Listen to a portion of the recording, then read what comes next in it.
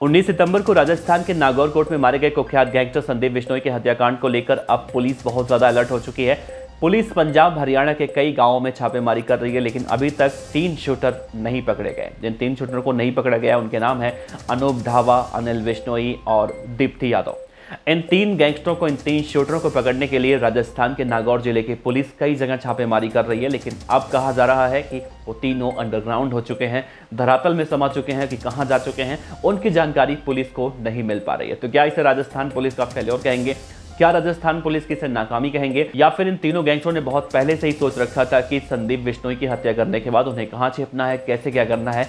तो इस केस से जुड़ी हुई एक एक बातें आपको विस्तार से बताएंगे कि आखिर वो सभी शूटर इस वक्त कहां छिपे हैं। नमस्कार, मेरा नाम है देवनाथ पांडे और आप देख रहे हैं BDF न्यूज की क्राइम सीरीज खलनायक, जिसमें हम आपको रोजाना सुनाया करते हैं अपराध की दुनिया के छोटी और बड़ी खबरें। 19 सितंबर 2022 ये वो दिन था जब नागौर के कोर्ट में संदीप बिश्नोई की पेशी होनी थी, और उस दिन को कभी नागौर कोर्ट में उस वक्त मौजूद लोग कभी भूल पाएंगे, क्योंकि उसी दिन संदीप बिश्नोई की हत्या हुई थी। और हत्या उस वक्त की गई थी जब उसे कोर्ट में पेशी के लिए लाया गया था, या फिर कह सकते हैं अपने साथियों के साथ वो आया था।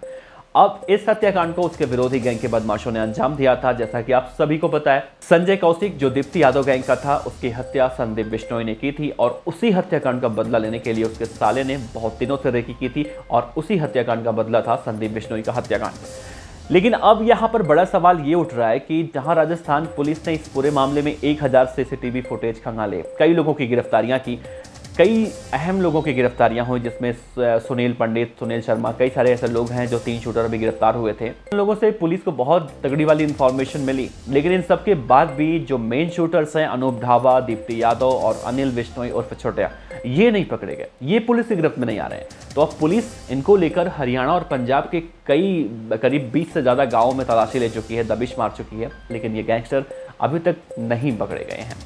अब इस केस में एक बड़ा खुलासा देखने को मिल रहा है। कहा जा रहा है कि संदीप बिश्नोई की हत्या करने के करीब 15 दिन पहले से ही पूरी तरह से रेकी की जा रही थी, क्योंकि इन हत्यारों को, इन शूटरों को पता था कि संदीप बिश्नोई की पेशी है, और जब उसे जमानत मिलने वाली है, जमानत मिल जाएगी, तो अपने प्राइवेट गाड़ी से अपने दोस्तों यारों के साथ वो आएगा और इसी दौरान उसकी हत्या की जाएगी। और हत्या करने के बाद कहाँ भागना है, कैसे भागना है, एक एक बातें वहाँ सब उन लोगों ने प्लानिंग कर रखी थी। आप प्री प्लानिंग कह सकते हैं दीप्ति यादव गैंग की तरफ से, क्योंकि आपको याद होगा ब्लैक स्कॉर्पियो कार से वो सभी बदमाश आए थे, और जब वो भाग रहे थे तो उनके पास बाइक था।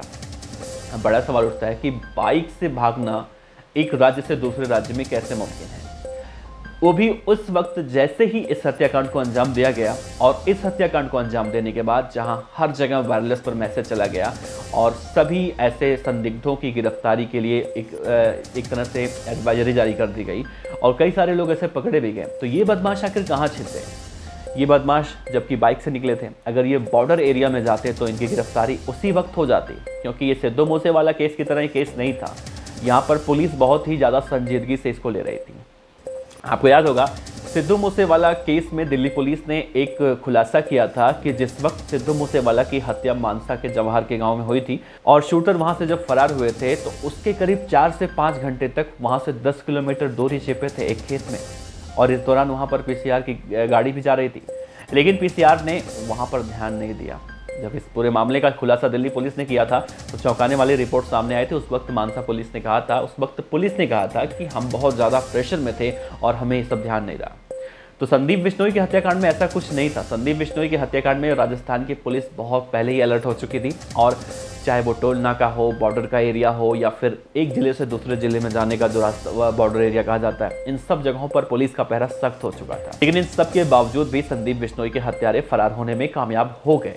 सूत्रों की माने तो इस पूरे मामले में हरियाणा की पुलिस और राजस्थान की पुलिस मिलकर काम कर रही हैं, और जितने भी इनके पुलिस के खबरें नेटवर्क होते हैं, उस नेटवर्क को मजबूत कर दिया गया है। सभी को अलर्ट कर दिया गया है कि चंडीगढ़, लुधियाना या फिर पंजाब के और सारे कई जिलों में, हरियाणा के कई जिलों में इन सभी बदमाशों की कहीं ना कहीं रेकी की जा रही है। इनको लेकर अलर्ट जारी कर दिया गया है, और कहा जा रहा है कि ये बदमाश बहुत जल्दी गिरफ्तार हो जाएंगे। लेकिन बीच में एक बड़ी खबर ये भी सामने आई थी कि जो इस पूरे मामले का मास्टरमाइंड था दीप्ति यादव, और कहा जा रहा था कि दीप्ति यादव नेपाल भागने के फिराक में है। तो दीप्ति यादव, अनूप ढावा और अनिल बिश्नोई उर्फ छोटे, ये तीनों एक साथ ही भी बताए जा रहे हैं, और तीनों ने जिस तरह से पहले ही रेकी की थी, और रेकी के हिसाब से ही सब कुछ कैसे सेफ बच के निकलना है, उसी के तहत संदीप बिश्नोई की हत्याकांड के बाद सभी एक एक चाल को उन्होंने उसी हिसाब से चला। लेकिन अब देखना अहम होगा राजस्थान पुलिस के हाथ कब तक खाली रहते हैं। आप इस बात से अंदाजा लगा सकते हैं करीब 18-19 दिन बीत चुका है इस पूरे मामले को लेकर और 18-19 दिन बीत जाने के बाद भी अभी मुख्य शूटर नहीं पकड़े गए हैं। सोचिए राजस्थान पुलिस के ऊपर इस वक्त कितना प्रेशर होगा और पुलिस किस तरह से प्रेशर में काम कर रही होगी। जाहिर है ऐसे गैंगस्टरों की गिरफ्तारी बहुत जल्दी होनी चाहिए। आपको क्या लगता है, क्या संदीप बिश्नोई के हत्यारे जल्दी पकड़े जाएंगे? जरूर बताइएगा। आपका बहुत बहुत शुक्रिया।